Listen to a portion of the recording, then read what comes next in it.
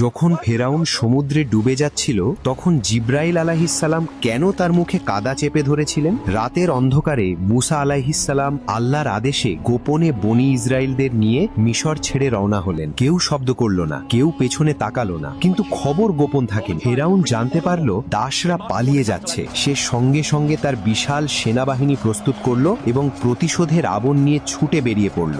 সকালের সূর্য উঠতেই দৃশ্যটা ভয়ঙ্কর হয়ে উঠল। সামনে গভীর সমুদ্র আর পেছনে ফেরাউনের সেনাবাহিনী। বনি ইসরায়েলরা ভয়ে কাঁপতে শুরু করলো। তারা বলল, আমরা তো ধরা পড়ে গেলাম। কিন্তু মুসা আলাইহিসসালাম শান্ত কণ্ঠে বললেন, না, আমার রব আমার সঙ্গে আছেন, তিনি আমাকে পথ দেখাবেন। তারপর আল্লাহর আদেশে মুসা আলাইহিসসালাম তার লাঠি দিয়ে সমুদ্রে আঘাত করলেন। সঙ্গে সঙ্গে সমুদ্রে দ্বিখণ্ডিত হয়ে গেল। পানি দুপাশে বিশাল পাহাড়ের মতো দাঁড়িয়ে গেল, আর মাঝখানে তৈরি হলো শুকনো পথ। মুসা আলাইহিসসালাম আর বনি ইসরায়েলরা সেই পথে হেঁটে